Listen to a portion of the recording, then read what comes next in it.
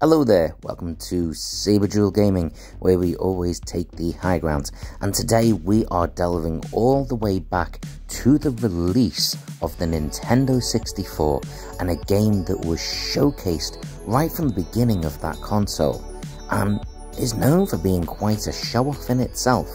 Today we are doing a retro review of Waverace 64 on the Nintendo 64. Prior to its release in 1996, Waverace 64 was showcased on videos and press releases, really showing off what the Nintendo 64 was able to do, especially with the graphical quality in play. But what about once we started the game? Well, alongside stunt and time travels as well as multiplayer, the main game mode is the Championship.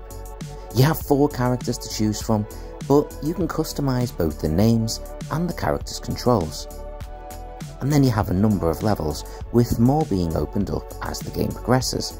The Championship mode basically gives you a certain number of points for each race, depending on where you finish, and you need to have a certain amount of points to be able to unlock the later levels. Simple, yes, but effective. The aforementioned stunt mode is done on a separate level, and does allow you to gain points for doing different stunts, and you can do those stunts during the main game as well, but if you want a place to practice them, this is the place to come. But now we get to the meat and bones of the actual game, the Championship. Regardless of which character you pick, it doesn't make a massive difference.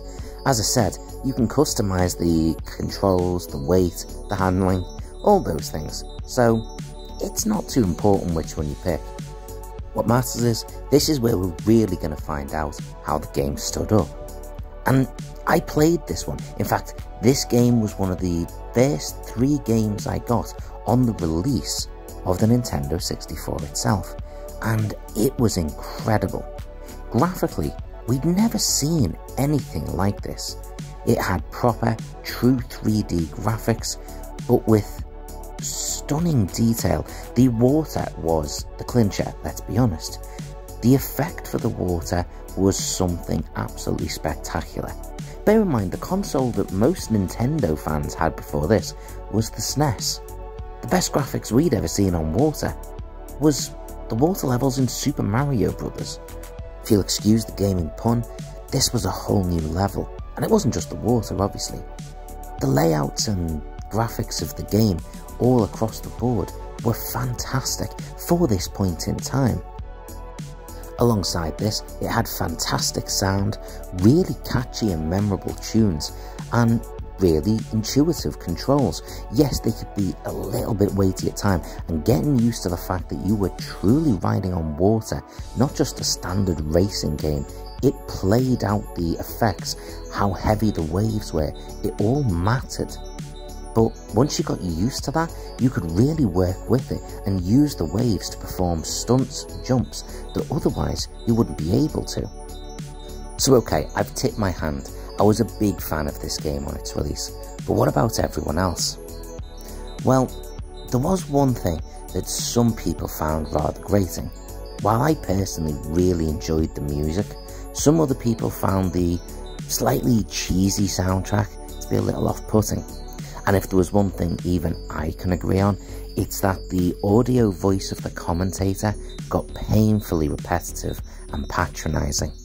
This was something that, yeah, it annoyed me then, and apparently it annoyed a lot of other people, but these were the only real gripes people had. On average, the game scored between 9 to 9.7 out of 10. That's a 90 to 97% score, and that's ridiculously high for such a niche game. I mean, racing games in general, as I've said before, are a niche, but you add jet skis to that, and that makes it quite restrictive. For it to get such high scores, as well as eventually being added to a number of top 100 game lists, well, that speaks very highly of it. On a side note, the multiplayer mode garnered a strange mixture of praise and criticism. It was fantastic to not only be able to play a 2-player, but a 4-player with relatively little lag.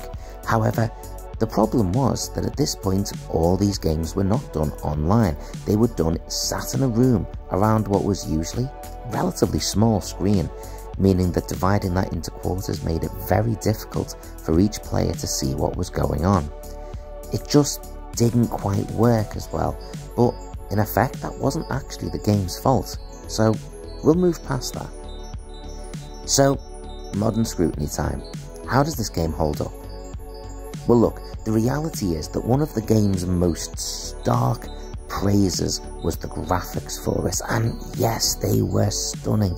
They were a true show-off demonstration of what this console could do. But unless we're looking through a really retro lens, they're not quite so stunning anymore. The characters are painfully blocky and have very sharp edges to them, and whilst the water still looks beautiful, the rest of the environment doesn't look quite as impressive as it used to. But when looking back to a game from the past like this, what matters the most is the gameplay and how that holds up. Realistically, it holds up pretty damn well. The game I played was a new version of it, so I had to go back and re-customize and tweak all the handling for my characters again, and until I did that, I found it damn near impossible to control. But once I customized it to the way I wanted it to play, it was fantastic. It still holds up really, really well, and playing this, it doesn't have any of the same limitations that your standard racing game does. It just feels completely fresh and fun, and I had no problems playing through multiple times. Truth is, I found it fun, entertaining, and while it's not a game I'm probably going to play for hours on end, it is a game that I feel I keep going back to for small entertaining stints to try and keep climbing up that podium, and that's good enough for me. Waverace 64 is a game I loved on release, and even now I know I'm going to keep going back to it, and that deserves an 8 out of 10, and that water, still stunning. Thanks for watching. Please give me a like if you enjoyed this, and consider subscribing here on YouTube or TikTok or Instagram. Take care.